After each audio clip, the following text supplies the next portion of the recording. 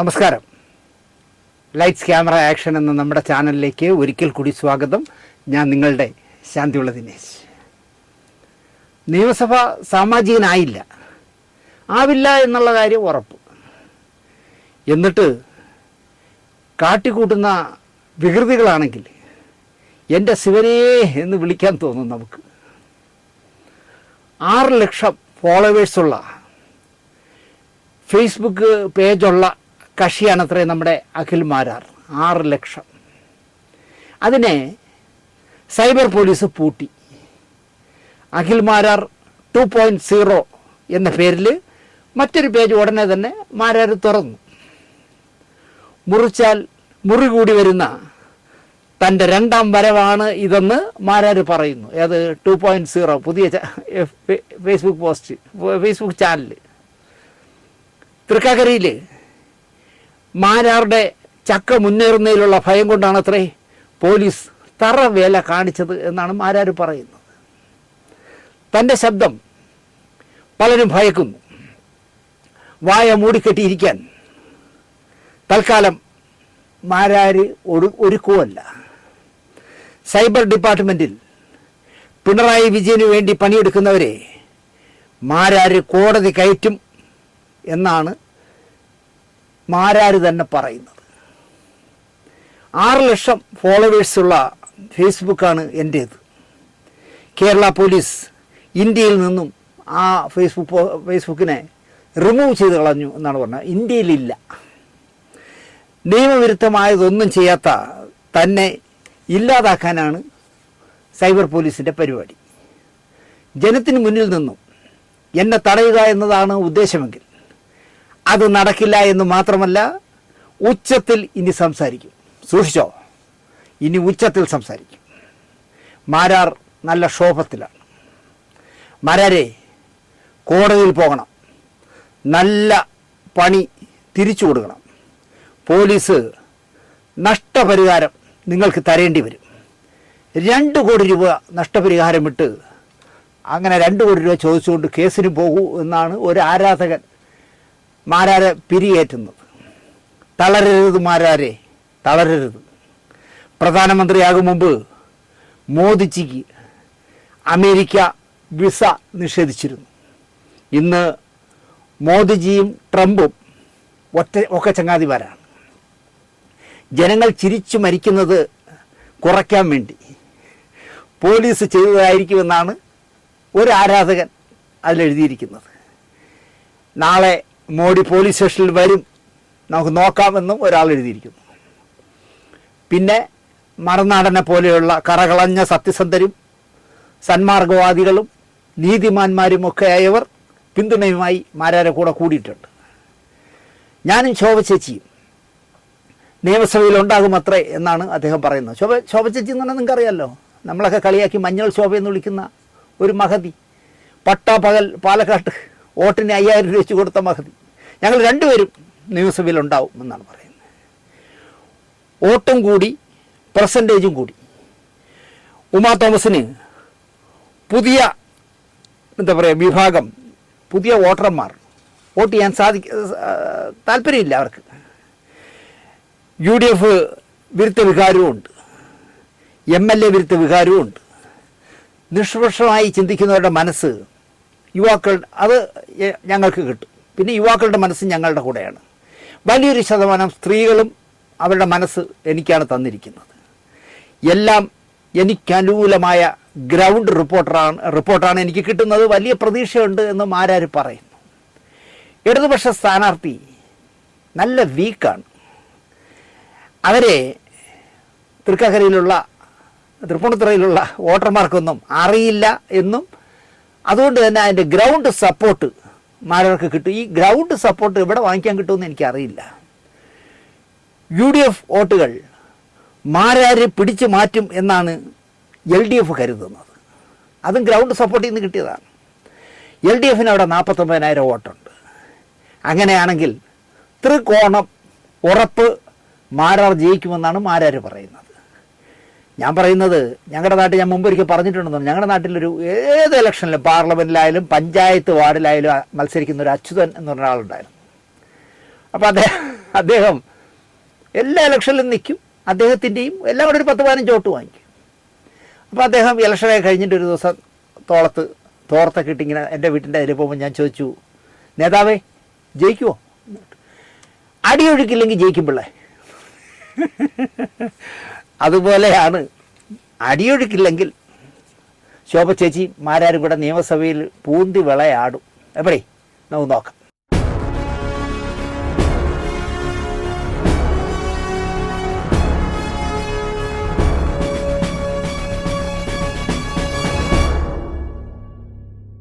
നമസ്കാരം.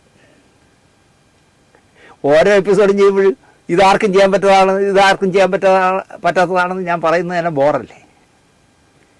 വീട്ടിലെ ഇല്ലായ്മയും വല്ലായ്മയും ഒക്കെ അനുഭവിച്ച് മുന്നോട്ട് പോകുമ്പോഴും എൻ്റെ അമ്മയെ ഏറ്റവും അധികം നോവിച്ചത് എൻ്റെ അനുജൻ ശങ്കരനായിരുന്നു. അവൻ വരുത്തി വെച്ച തലവേദനകൾ പറഞ്ഞാൽ തീരില്ല. ജീവിതത്തിൽ സത്യം വളരെ കുറച്ച് മാത്രം പറഞ്ഞിട്ടുള്ളതാണ് എൻ്റെ അനുജൻ്റെ ക്വാളിറ്റി. കള്ളങ്ങൾ നല്ല വിശ്വസിപ്പിക്കും വിധം ആരോടും പറയാൻ ഒരു മടിയുമില്ല അവന്. അവൻ കള്ളമാണ് പറയണമെന്ന് ആർക്കും മനസ്സിലാവില്ല. അവൻ കള്ളം പറയുന്നവനാണെന്ന് അറിയാവുന്നവർക്കും അത് വിശ്വസിക്കാൻ പറ്റില്ല. ശരിക്കും പറഞ്ഞാൽ പ്രിയദർശൻ്റെ മിഥുനത്തിലെ സേതുവിൻ്റെ ജ്യേഷ്ഠൻ KCB ലൈമൻ കുറുപ്പുണ്ടല്ലോ, ഇന്നസെൻറ്റ്, അതുപോലെയായിരുന്നു എൻ്റെ അനുജൻ. എൻ്റെയൊക്കെ കുട്ടിക്കാലത്ത് ഞങ്ങളുടെയൊക്കെ പേടി സ്വപ്നമായിരുന്നു ഞങ്ങളുടെ നാട്ടിലെ മുസ്ലിം കമ്മ്യൂണിറ്റി. കൊല്ലിനും കൊള്ളിവയ്പ്പിനും പേടിയില്ലാത്തവരാണ് അവരെന്നാണ് ഞങ്ങളൊക്കെ ധരിച്ചിരുന്നത്. കമ്മ്യൂണിസ്റ്റുകാരുമാണ് ഈ മുസ്ലിങ്ങളെല്ലാം, കമ്മ്യൂണിസ്റ്റുകാരാണ്. അതായത് ഏതാണ്ട് പാപ്പനംകോട് മുതൽ പ്രാവിച്ചമ്പലം വരെ റോഡിൻ്റെ 2 വശവും അവരാണ് കൈയടക്കിയിരിക്കുന്നത്. കമ്മ്യൂണിസ്റ്റുകാരാണ്, നല്ല സംഘടിതരുമാണ്. ഒരു ചെറിയ പ്രശ്നം വന്നാൽ, ഒരു മരണം വന്നാൽ കാക്കക്കൂട്ടി കല്ലിട്ടതുപോലെ ഓടി വരും അവരെല്ലാം. NH-47 റോഡിന് ഇരുവശവും മുസ്ലിം സമുദായക്കാരെ അക്കാലത്തുണ്ടായിരുന്നുള്ളൂ. തല്ലിയാൽ തല്ല് കൊണ്ടുകൊണ്ട് പോകുന്ന ഒരവസ്ഥയായിരുന്നു മറ്റുള്ളവർക്ക്. അത്രയേ ഉള്ളൂ. തല്ല് കൊണ്ടാൽ വെള്ളാനി ജംഗ്ഷനിൽ നിന്ന് ഒരു ഇടി കിട്ടിയാൽ ഇടിയും കൊണ്ടുകൊണ്ട് പോകാനേ പറ്റും, തിരിച്ചിടിക്കാനൊന്നും പറ്റില്ല. റേഷൻ കട വഴി കൊടുക്കുന്ന പഞ്ചസാരയിൽ 25 ഗ്രാം പഞ്ചസാര കുറഞ്ഞതിന് വഴക്കുണ്ടാക്കി ആ വഴക്ക് വെട്ടിൽ കലാശിച്ച കാലമുണ്ടായിരുന്നു എൻ്റെ കുട്ടിക്കാലത്ത്. എൻ്റെ അനുജന് അതൊരു പ്രശ്നമേ അല്ല. അവൻ ആരും പേടിക്കില്ല. വെള്ളായണി ജംഗ്ഷനിൽ നിന്നും ശാന്തിവിളയിലേക്ക് തിരിയുന്നിടത്ത് നല്ല വയസ്സായ ഒരു സായിപ്പും അദ്ദേഹത്തിൻ്റെ ഭാര്യ നടത്തുന്ന ഉറട്ടിക്കടയുണ്ടായിരുന്നു. ഉറട്ടി എന്ന് പറഞ്ഞാൽ എത്ര പേർക്ക് അറിയാമെന്നറിയില്ല. അരിയും ജീരകവും ഒക്കെ തേങ്ങയൊക്കെ ഇട്ടുണ്ടാക്കുന്ന ഒരു പലഹാരമാണ് ഉറട്ടി. ദോശ പോലെയൊക്കെ ഇരിക്കും, നല്ല ടേസ്റ്റാണ്. അതിൻ്റെ ആ ഉറട്ടിയുടെ കൂടെ നാടൻ കോഴികൾ കൊണ്ടുണ്ടാക്കുന്ന പലതരം കറികളും ഉണ്ടാവും. വളരെ പ്രശസ്തമായിരുന്നു അക്കാലത്ത് ഈ സായിപ്പിൻ്റെ ഉറട്ടിക്കട. ഓല കുത്തിമറച്ച 2 ഡെസ്കുകളും 2 ബെഞ്ചുകളും ഇട്ട ഒരു കൊച്ചു കട. വലുവിൻ്റെ ഈ ആസ്മയുടെ അസുഖമുള്ള ആളാണ് സായിപ്പ്. അതിൻ്റെ അസ്കിതയുണ്ട്. അദ്ദേഹം നടക്കുമ്പോഴും വർത്തമാനം പറയുമ്പോഴും ഒക്കെ ഇങ്ങനെ എരച്ചോണ്ടേ പറയുള്ളൂ. ഉമ്മ ആരോടും ചിരിച്ചേ സംസാരിക്കും. ശ്വാസം കിട്ടാൻ ബുദ്ധിമുട്ടുന്ന സായിപ്പ് സൈക്കിൾ ചവിട്ടി പോകുന്നത് കണ്ടാൽ നമുക്ക് കഷ്ടം തോന്നും, പാവം എന്ന് തോന്നും ആർക്കായാലും. ഒരു നാൾ ഈ സായിപ്പ് ഞങ്ങളുടെ വീടിൻ്റെ മുന്നിലെത്തി. സ്റ്റാൻഡില്ലാത്ത സൈക്കിള് മതിലിൽ ചാരി വച്ചു. ഗേറ്റിൽ ഉച്ചത്തിൽ മുട്ടുന്നത് കേട്ട് എൻ്റെ അമ്മ ഇറങ്ങിച്ചെന്നു. എന്താ സായിപ്പേ എന്ന് ചോദിച്ചു. അല്ല, 4 ചാവക്കോഴി നിൽക്കുന്നു. ചാവക്കോഴി എന്ന് പറഞ്ഞാൽ നിങ്ങൾക്ക് അറിയാവുന്നുണ്ടോ, തിരുവനന്തപുരത്തെ ഭാഷയാണ് ചാവക്കോഴി. ആൺകോഴിയെ പറയുന്നതാണ്, പൂവനെ പറയുന്നതാണ് ചാവക്കോഴി. 4 ചാവക്കോഴി നിൽക്കുന്നു, രാവിലെ വരണമെന്ന് ഇവിടുത്തെ ഇളയ പിള്ള വന്ന് കടയിൽ പറഞ്ഞു എന്ന് എൻ്റെ പെണ്ണും പിള്ള പറഞ്ഞു. അത് കേട്ടിട്ടാണ് സായിപ്പ് വന്നിരിക്കുന്നത്. 4 ചാവക്കോഴി നിൽക്കുന്നു, 8 പ്രായമൊക്കെ കഴിഞ്ഞ് നിൽക്കുകയാണ്, അതുകൊണ്ട് കൊടുക്കാൻ നിർത്തിയിരിക്കുകയാണ്. സായിപ്പ് വീട്ടിലോട്ട് വരണമെന്ന് പറയാൻ ചെന്നപ്പോൾ സായിപ്പില്ലാത്തതുകൊണ്ട് ഭാര്യയുടെ പറഞ്ഞിട്ട് പോയി. അമ്മയ്ക്ക് പെട്ടെന്ന് കാര്യം പിടികിട്ടി. ശങ്കരൻ ഒപ്പിച്ച പണിയാണ് ഇതെന്ന് അമ്മയ്ക്ക് മനസ്സിലായി. സായിപ്പേ, 2 ദിവസമായി അവനോട് നിങ്ങളുടെ കടയിൽ വന്ന് പറയാൻ ഞാൻ ഏൽപ്പിച്ചിട്ട്. അവൻ വന്ന് പറഞ്ഞു എന്നും എന്നോട് പറഞ്ഞു. കാണാത്തത് കൊണ്ട് ഇപ്പോൾ ഒരു അരമണിക്കൂർ മുമ്പ് ഇതുവഴി പോയ ഒരു കോഴിക്കാരന് ഞാൻ ആ 4 ചാവലിനെ പിടിച്ചു കൊടുത്തു. ഇത്രയും ദൂരം വെയിലത്ത് ശ്വാസം കിട്ടാതെ സൈക്കിൾ ചവിട്ടി വന്ന ആ വയോവൃദ്ധൻ നിരാശനായി. ഒന്നും മിണ്ടാതെ ഇറങ്ങി സൈക്കിളെടുത്ത്, ഇറക്കമാണ് ഞങ്ങളുടെ വീടിൻ്റെ വഴി, താഴേക്ക് ചവിട്ടിപ്പോയി. ആ പോക്ക് കണ്ട അമ്മ വല്ലാണ്ടായി. വൈകുന്നേരം സ്കൂൾ വിട്ട് വന്ന് ശങ്കരനെ തഞ്ചത്തിൽ അമ്മ കൂട്ടി അടുക്കളയിൽ കൊണ്ടുപോയി അമ്മ കാര്യങ്ങളൊക്കെ പറഞ്ഞുകൊണ്ട് നിന്നു. അവനൊരു പൊട്ടിച്ചിരിയിരിച്ചു. കാരണം നീ ഇന്ന് രാവിലെടാ ആ ഉറട്ടിക്കടയിൽ കയറി സായിപ്പിനോട് ഇവിടെ 4 ചാവക്കോഴി നിൽക്കുന്നു പറഞ്ഞാൽ എന്നൊക്കെ അമ്മ ചോദിക്കുകയാണ് തഞ്ചത്തിൽ. അപ്പോൾ അവൻ പൊട്ടിച്ചിരിക്കുക, പറ്റിച്ചേ എന്നുള്ള രീതിയിൽ. ആ വയസ്സിനെ പറ്റിച്ചതിൽ വിജയിച്ചല്ലോ എന്നായിരുന്നു അവൻ്റെ ചിരി. അമ്മ ദോശ ഇളക്കിയിടുന്ന, തിരുവനന്തപുരത്തൊക്കെ ചട്ടുകം എന്ന് പറയുന്നത്, അടുപ്പിൽ ചൂടാകാൻ വച്ചിരിക്കുകയായിരുന്നു. അത് ശങ്കരൻ അറിഞ്ഞില്ല. ചട്ടുകമെടുത്ത അമ്മ ശങ്കരൻ്റെ ചുണ്ടിൽ വെച്ച് കൊടുത്തു. ഷുവനെ അത്രയും പൊള്ളിപ്പോയി. പുഴു പിടയ്ക്കുന്ന മാതിരി അവൻ നിലത്ത് കിടന്ന് പിടച്ചു. അത് കണ്ട അമ്മ സ്വന്തം നെഞ്ചത്തിട്ട് 5-6 ഇടിയങ്ങ് ഇടിച്ചു. അമ്മയുടെ ഇവിടെയൊക്കെ ചുവന്ന് കിടന്നു കുറേ മാസത്തോളം അമ്മ ഇടിച്ചതിൻ്റെ ഊക്ക്. എന്നിട്ട് അമ്മ തളർന്ന് വേർത്ത് അടുക്കളപ്പടിയിൽ ഏറെ നേരെ ഇരുന്നു. തേങ്ങി എൻ്റെ അമ്മ കരഞ്ഞു. അപ്പോഴേക്കും അവൻ പൊള്ളി ചീർത്ത ചുണ്ടുമായി എന്നോട് തമാശകൾ പറയാൻ തുടങ്ങി. സായിപ്പിനെ പറ്റിച്ച കഥ. അവൻ ഇതൊന്നും ഒരു പ്രശ്നമേ അല്ല, ഇങ്ങനെ വീങ്ങിയിരിക്കുക, അതും വെച്ചോട്ട് അവൻ എന്നോട് തമാശകൾ പറയുകയാണ്. നാളെ മറ്റൊരാളെ പറ്റിക്കാനുണ്ടാക്കിയ കഥയാണ് അവൻ പറയുന്നത്. 2 മാസത്തോളം എൻ്റെ അമ്മയുടെ കണ്ണീർ തോർന്നില്ല. എന്തൊക്കെയോ പച്ചിലകൾ വെളിച്ചെണ്ണയിൽ തിളപ്പിച്ച് ആറ്റി അവൻ്റെ ചുണ്ടുകളിൽ പുരട്ടി ആ പൊള്ളൽ ഉണക്കിയെടുത്തു എൻ്റെ അമ്മ. എണ്ണ തൊട്ട് ശങ്കരൻ്റെ ചുണ്ടിൽ പുരട്ടുമ്പോൾ എണ്ണയേക്കാൾ കൂടുതൽ അമ്മയുടെ കണ്ണീരായിരുന്നു ആ മുറിവിൽ വീണത്. അതുകൊണ്ടായിരിക്കും അത് പെട്ടെന്ന് ഉണങ്ങിയത്. എൻ്റെ വലിയമ്മയുടെ 2ാമത്തെ മകളുടെ വിവാഹം ഞാൻ മുമ്പൊരു കഥയിൽ പറഞ്ഞു. എന്നെക്കാൾ 4-5 മാസത്തെ മൂപ്പുള്ള വത്സ എന്ന് വിളിക്കുന്ന വത്സലയുടെ വിവാഹമാണ്. മലയും കഴിഞ്ഞടുത്ത് മച്ചയിലാണ് വലിയമ്മ താമസിക്കുന്നത്. വിവാഹം കഴിക്കുന്ന പയ്യനും മച്ചയിലുള്ളത് തന്നെ. ഭംഗിയായി വിവാഹം കഴിഞ്ഞു. മറുവീട് കാണാൻ പോകുന്ന ഒരു ചടങ്ങുണ്ടല്ലോ. ഇവിടെ ഓരോ നാട്ടിലും ഓരോ രീതിയാണ്. ഇവിടെ മറുവീടെന്നാണ് പറയുന്നത്. വലിയ ചുവന്ന പഴത്തെ, ഞങ്ങളിവിടെ കപ്പപ്പഴം എന്ന് പറയും. ചുവന്ന പഴത്തിൻ്റെ ഒരു വലിയ കൊല വാങ്ങും. ഒരു അവരവരുടെ ത്രാണി അനുസരിച്ച് 251, 351, 501 എന്നൊക്കെ പറഞ്ഞ് മുറുക്ക് വാങ്ങിക്കും. വലിയ പിരിയുള്ള മുറുക്ക് വാങ്ങിക്കും. പുന്നമൂട് എന്ന് പറഞ്ഞ സ്ഥലത്ത് പറഞ്ഞു വന്നാൽ നമ്മുടെ പ്രശസ്ത നിർമ്മാതാവ് അരോം മണിസാറിൻ്റെ ഫാമിലിയാണ് ഈ പലഹാരങ്ങൾ ഉണ്ടാക്കുന്നത് പുന്നമൂട്ടിൽ. അവിടെ ചെന്ന് ബുക്ക് ചെയ്യും. അപ്പോൾ ഇതൊക്കെയാണ് കൊണ്ടുപോകുന്നത്. ചിലർ അലമാര കൊണ്ടുപോകും, ചിലർ ഫ്രിഡ്ജ് കൊണ്ടുപോകും, പലതും കൊണ്ടുപോകും പലരും. വിവാഹത്തിൻ്റെ അന്ന് വൈകുന്നേരം പെണ്ണിൻ്റെ ബന്ധുക്കളാണ് ആ വീട്ടിലേക്ക് പോകുന്നത്, മറുവീട് കാണാൻ പോകുന്നത്. ചുവന്ന കൊല നല്ല വെയിറ്റുള്ളതിനാൽ എൻ്റെ ഇളയ മാമൻ എടുക്കാം എന്ന് ഏറ്റു. പനയോലയിൽ മെനഞ്ഞ വലിയ പെട്ടിയിൽ, ഞങ്ങളെവിടെയൊക്കെ കടവെന്ന് പറയും, വലിയ പനയോല പെട്ടിയിൽ ന്യൂസ് പേപ്പർ വിരിച്ച് 10 മുറുക്ക് വീതം അടുക്കി എൻ്റെ മൂത്ത അളിയൻ, എക്സൈസിലുണ്ടായിരുന്ന, കസ്റ്റംസിലൊക്കെ ഉണ്ടായിരുന്ന ഒരു അളിയനുണ്ട്, ഈ വത്സയുടെ ചേച്ചിയുടെ ഭർത്താവ്. അദ്ദേഹം പെട്ടിയിലൊക്കെ അടുക്കി. അദ്ദേഹമാണ് സാറ് വിടണത് ഇതല്ല. അദ്ദേഹം പെട്ടിയിൽ 10 മുറുക്ക് നമ്മളെല്ലാം എണ്ണി കൊടുക്കും. അതിനെല്ലാം അടുക്കി പേപ്പറൊക്കെ വെച്ച് അതിൻ്റെ മേളിലൊക്കെ വെച്ച് പൊതിഞ്ഞ് കെട്ടി. 501 മുറുക്ക് കൊണ്ടുപോകാനായി.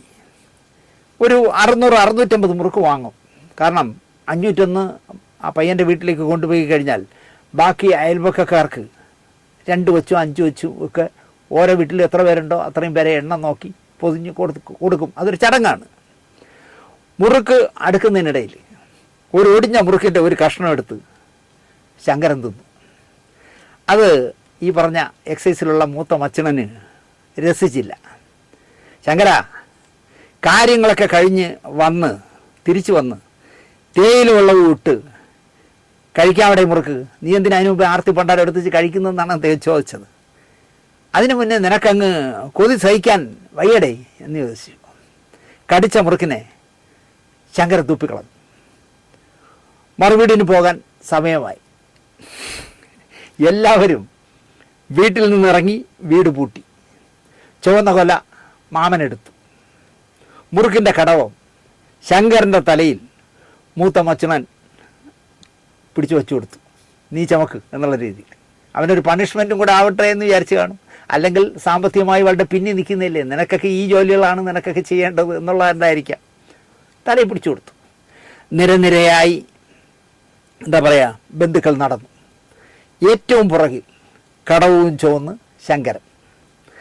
നവരൻ ആയ മച്ചുണൻ്റെ വീടെത്താൻ ഒരു 10-50 അടി ദൂരമുള്ളപ്പോൾ വലിയൊരു ശബ്ദം കേട്ട് നടന്നു പോയവർ തിരിഞ്ഞു നോക്കി.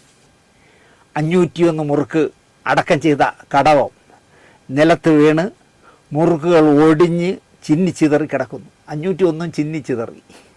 കാല് കല്ലിലോ മറ്റോ തട്ടി നിലത്ത് വീണ നിലയിൽ ശങ്കരനും കിടക്കുന്നു.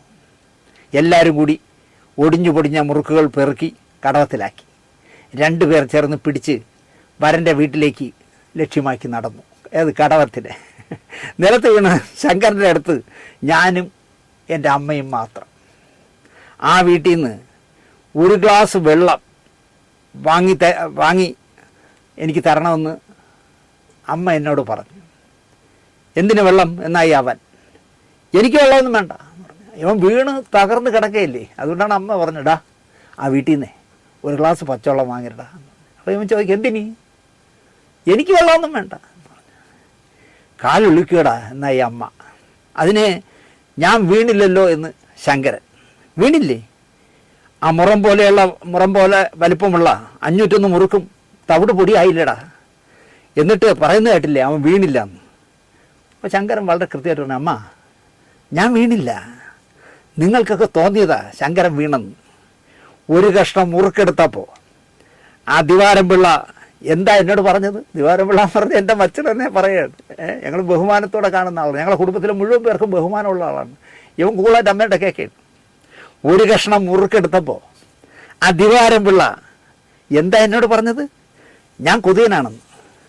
അതിന് കൊടുത്ത ഒരു ചെറിയ പണിയാണിത്. അല്ലെങ്കിലും മുറം പോലെ ഇരിക്കുന്ന മുറുക്ക് ഒടിച്ചല്ലേ തിന്നാൻ പറ്റൂ. ഞാൻ അതിൻ്റെ ജോലി ലാഭിച്ചു കൊടുത്തതാണെന്ന്. കാരണം എല്ലാ മുറുക്കും ഒടിച്ചു കൊടുത്തതാണെന്ന് അവൻ പറയുക. ഒരു മുറുക്ക് ഒന്നിച്ച് തിന്നാൻ പറ്റില്ല, അതുകൊണ്ട് ഞാൻ ഒടിച്ചു കൊടുത്തതെന്നാണ് അവൻ പറയുന്നത്. ഈ നവവരൻ എൻ്റെ ഈ വത്സ എന്ന് പറഞ്ഞ എൻ്റെ സഹോദരിയെ കല്യാണം കഴിച്ച മച്ചണൻ എല്ലാ അർത്ഥത്തിലും ശങ്കരന് പറ്റിയ കമ്പനിയായിരുന്നു. പെട്ടെന്ന് അവർ തമ്മിൽ കമ്പനിയായി. സെക്രട്ടേറിയറ്റിലെ ഉദ്യോഗസ്ഥനാണ്. ഞങ്ങളുടെ ബന്ധുക്കളിൽ ശങ്കരനുമായി നല്ല സൗഹൃദമായി പെട്ടെന്ന് അടുത്തു അവർ തമ്മിൽ. ദിവാരം പിള്ളയ്ക്ക് കൊടുത്ത ഷോക്ക് ട്രീറ്റ്മെൻറ്റിൻ്റെ കഥ പുതിയ മച്ചനോട് ശങ്കരൻ തുറന്ന് പറഞ്ഞു. മച്ചണ, ഞാൻ നിങ്ങളെ വീട്ടിൽ കൊണ്ടുവന്ന 501 മുറുക്കില്ലേ, അതിന് ആ പാലത്തിൻ്റെ അവിടെ ഇട്ട് തള്ളിയിട്ട് ഞാൻ വിഴുന്നത് പോലെ അഭിനയിച്ച് ഓടിച്ചാണ് കൊടുത്തയച്ചത്. അത് ഞാൻ വിഴുന്നതല്ല കേട്ടോ, ഞാൻ അയാൾക്കിട്ടൊരു പണി കൊടുത്തതാണ്. ഇത് കേട്ടപ്പോൾ അദ്ദേഹവും യവനും കൂടി പൊട്ടിച്ചിരിക്കുകയാണ്. എന്തിനാണ് ചിരിക്കണമെന്നുണ്ടോ? 2 പേരും കൂടി ഇരുന്ന് ചിരിക്കുക. അവസാനം ഞാൻ ചോദിച്ചപ്പോഴാണ്, ഷീണ്ടൻ എന്നാണ് പേര്. ഞാൻ കേട്ട് എന്ത് വെച്ചാ ഇരുന്ന് ചിരിക്കുന്നതെന്നുണ്ടോ? അത് ശങ്കരൻ ദിവാരം പിള്ളയ്ക്ക് കൊടുത്തൊരു പണി അറിഞ്ഞ. ഇതാണ് ശങ്കരൻ. ഇദ്ദേഹം പെൻഷനാകുന്നതിന് മുമ്പ് ആ കാലത്ത് ഈ ലോകത്തു നിന്നും പോയി. ഇനി ഒരു ചെറിയ കഥ കൂടി പറഞ്ഞാലേ നമ്മൾ പറയാൻ പോകുന്ന കഥയിലേക്കുള്ള കണക്ഷനാവും. മറുവീട് ചളവളമാക്കി അവിടുന്ന് ഭക്ഷണമൊക്കെ കഴിച്ച് ഞങ്ങൾ മടങ്ങി. വരുന്ന ഞായറാഴ്ച നവവധുവരന്മാരെ വിരുന്നൂട്ടിന് ക്ഷണിച്ചിട്ടുണ്ട്. ഇവിടെ വീട്ടിലേക്ക് വരാൻ, അവളുടെ വീട്ടിലേക്ക് വിരുന്നിന് വരാനായിട്ട് ക്ഷണിച്ചിട്ടുണ്ട്. അത് പറഞ്ഞിട്ടാണ് മടങ്ങിയത്. ഈ മറുവീടിന് പോയത് ബുധനാഴ്ചയാണ്. ശനിയാഴ്ച വൈകുന്നേരമോ ഞായറാഴ്ചയോ രാവിലെയോ എത്താമെന്ന് പറഞ്ഞ് എൻ്റെ അമ്മയും അമ്മയുടെ നേരെ താഴെയുള്ള കുഞ്ഞമ്മയും വീട്ടിലേക്ക് മടങ്ങി. കുഞ്ഞമ്മയ്ക്ക് ഒരു മകനും ഒരു മകളുമാണ്. ഇടയ്ക്കോട് എന്ന് പറഞ്ഞ പ്രാവിച്ചമ്പലത്തിനടുത്ത്, എൻ്റെ വീട്ടിനടുത്ത് തന്നെ ഇടയ്ക്കോട് എന്ന സ്ഥലത്താണ് കുഞ്ഞമ്മ താമസിക്കുന്നത്. കുഞ്ഞമ്മ പോകാൻ നേരത്ത് മകളെ കൂടെ കൊണ്ടുപോയി. അപ്പോൾ മകനെ അവിടെ നിർത്തി. ഞങ്ങൾ 2 ആളും കുഞ്ഞമ്മയുടെ മകനെയും അവിടെ നിർത്തി. ദാരിദ്ര്യം കൊണ്ടാണ്. ഇനിയിപ്പം ബസ്സിന് ടിക്കറ്റും എടുത്ത് ബുധനാഴ്ച അങ്ങ് വീട്ടിലോട്ട് പോകണമെന്ന് ടിക്കറ്റ് എടുക്കണം. ശനിയാഴ്ച ഞായറാഴ്ച വരുമ്പോൾ വീണ്ടും ഇങ്ങോട്ട് ടിക്കറ്റ് എടുക്കണം. അതാവുമ്പോഴേ വിവാഹ വീടൊക്കെ ഇല്ലേ, വ്യാഴവും വെള്ളിയും ശനിയൊക്കെ നന്നായിട്ട് പിള്ളേർക്ക് കഴിക്കാമല്ലോ എന്ന് പറഞ്ഞാണ് നിർത്തിയിട്ട് പോയത്. വലിയമ്മയ്ക്കാണെങ്കിൽ ആൺമക്കളില്ല എന്നുള്ളൊരു ഇതും കൂടെ ഉണ്ട്, ഒരു കൺസെഷൻ കൂടെ ഉണ്ട്. ഞങ്ങൾ നിൽക്കാൻ റെഡി, ഞാനും ശങ്കരനും നിൽക്കാൻ റെഡി. പക്ഷെ അനുജൻ കുഞ്ഞമ്മയുടെ മകന് നിൽക്കണ്ട, അവന് കുഞ്ഞമ്മയോടൊപ്പം മടങ്ങണം. ശനിയാഴ്ചയോ ഞായറാഴ്ചയോ കുഞ്ഞമ്മ വരുമ്പോൾ കൂടെ വരാം. അതിന് കുഞ്ഞമ്മ തയ്യാറല്ല. തർക്കം മൂക്കുന്നതിനിടയിൽ ശങ്കരൻ അനിയനെ പതുക്കെ പിടിച്ച് കസ്റ്റഡിയിലെടുത്തു. അമ്മയും കുഞ്ഞമ്മയും മോളും വേഗത്തിൽ നടന്നു പോയി. ഉണ്ണികൃഷ്ണൻ എന്നാണ് എൻ്റെ കുഞ്ഞമ്മയുടെ മകൻ്റെ, എൻ്റെ ഇപ്പോൾ ഞാൻ ജീവിച്ചിരിക്കുന്ന ഈ കാലഘട്ടത്തിൽ എൻ്റെ ശങ്കരൻ മരിച്ച ശേഷം എൻ്റെ അനുജൻ എന്ന് പറഞ്ഞാൽ ഉണ്ണിയാണ്. കുതിര ഓടാൻ പഠിച്ച പണി 18 ഉണ്ണി പുറത്തെടുക്കുകയാണ്. പൂച്ചക്കുഞ്ഞിനെ ചെവിയിൽ പിടിച്ച് കീഴടക്കുന്നത് പോലെ ശങ്കരൻ അവനെ ചുരുട്ടി കൂട്ടി വച്ചിരിക്കുകയാണ്. എല്ലാവരും അത് നോക്കി ചിരിക്കുക അവിടെ വീട്ടിലിരിക്കുന്നത്. ഈ നേരത്തെ പറഞ്ഞ ദിവാരൻ എന്ന് പറഞ്ഞ മച്ചണനും വലിയച്ഛന്മാരും എല്ലാവരും ചിരിക്കുകയാണ്. ശങ്കരൻ അവനെ ഒരു പൂച്ചക്കുട്ടി വെച്ചേക്ക് പോലെ ചുരുട്ടി കൂട്ടി കസ്റ്റഡിയിലെടുത്ത് വച്ചിരിക്കുക. അക്കാലത്ത് ഈ മച്ചൽ എന്ന് പറഞ്ഞ സ്ഥലത്തുകൂടി ബസ്സില്ല. നടന്ന് ശാന്തുമൂല എന്ന സ്ഥലത്തെത്തണം, അല്ലെങ്കിൽ വിളവൂർക്കൽ എന്ന സ്ഥലത്ത് ചെന്നാലേ ബസ് കയറാൻ പറ്റും, മലയിൽ നിന്ന് വരുന്ന ബസ്സുകൾ. വിളവൂർക്കലാണ് മച്ചയിൽ നിന്ന് പോകാൻ എളുപ്പം, ഒരു ഇറക്കം ഇറങ്ങിയാൽ മതി. അമ്മയും കുഞ്ഞമ്മയും മോളും വിളവൂർക്കൽ എത്തിക്കാണും, ബസ് ചിലപ്പോൾ കിട്ടിക്കാണും, അവർ പൊയ്ക്കാണും. ഉണ്ണികൃഷ്ണൻ പരിപാടി പൊളിഞ്ഞതുകൊണ്ട് കരച്ചിലൊക്കെ നിർത്തി. ശങ്കരൻ പിടി പതിയെ അശച്ചു, പിടി അങ്ങ് വിട്ടു. ഇനി കുഴപ്പമില്ല, അവർ പോയല്ലോ. ഒരു പോയിന്റ് നോക്കിയിരുന്നിട്ട് ഒരൊറ്റ ഓട്ടം പാസ്സാക്കി ഉണ്ണികൃഷ്ണൻ. അതാരും പ്രതീക്ഷിച്ചതല്ല. അവൻ അങ്ങനെ ഓടുമ്പോൾ ഒരു അപകടമുണ്ട്. 5ലോ 6ലോ പഠിക്കുന്ന പ്രായമാണ്, ത്രിസന്ധ്യ നേരമാണ്. അവൻ്റെ അമ്മ ബസ്സിൽ കയറിപ്പോയാൽ ഓടിപ്പോയ ഇവൻ എന്ത് ചെയ്യും? മടങ്ങി വരാൻ നാണക്കേട് കാരണം വരാനും തോന്നില്ല. കുതിച്ചു പാഞ്ഞ ഉണ്ണികൃഷ്ണൻ്റെ പിന്നാലെ ശങ്കരനും പാഞ്ഞു. ഉണ്ണി ഇത്തിരി മുന്നിലാണ് ഓടിക്കൊണ്ടിരിക്കുന്നത്. ഒരു വലിയമ്മയുടെ വീട്ടിൽ നിന്നൊരു 500 മീറ്റർ പോയി കഴിഞ്ഞാൽ ഒരു ശാസ്താ ക്ഷേത്രമുണ്ട്, അതൊരു ജംഗ്ഷനാണ്. ആ ശാസ്താ ക്ഷേത്രത്തിന് മുന്നിലെത്തുമ്പോൾ നേരെ പോയാൽ ശാന്തുമൂലയ്ക്കും ഇടത്തോട്ട് ഓടിയാൽ വെളവൂർക്കൽ എന്ന് പറഞ്ഞ സ്ഥലത്തും എത്താം. ആ ജംഗ്ഷനിൽ കുറച്ച് ആൾക്കാർ നിൽപ്പുണ്ട്. പെട്ടെന്ന് ശങ്കരൻ അലറി, കള്ളനാണേ പിടിച്ചോളേ അലറി വിളിച്ചു. മുമ്പേ ഒരു പയ്യ ഓടുകയാണല്ലോ, അവൻ കള്ളനാണേ എന്ന് വിളിച്ചു, പിടിച്ചോളേ. ആൾക്കൂട്ടം ഉണ്ണികൃഷ്ണനെ തടഞ്ഞു വെച്ച് ശങ്കരന് കൈമാറി. കള്ളനല്ല, എൻ്റെ അനിയനാണ്, ചെറിയൊരു പ്രശ്നം എന്ന് പറഞ്ഞ് പ്രതിയെ കോളറിൽ പിടിച്ച് പൊക്കി തിരികെ വലിയമ്മയുടെ വീട്ടിലെത്തിച്ചു. തോറ്റുപോയതിൻ്റെ വിഷമത്തിൽ കരച്ചിൽ പുറത്തു വരുത്താതെ തേങ്ങിയിരുന്ന എൻ്റെ അനുജൻ ഉണ്ണിയുടെ മുഖം ഇപ്പോഴും എൻ്റെ മനസ്സിലുണ്ട്. ഞാനവനെ തലയിലെ മുടികൾക്കിടയിലൂടെ വിരലോടിച്ച് സമാധാനിപ്പിച്ചപ്പോൾ അവൻ തണുത്തു, എന്നോട് തണുത്തു.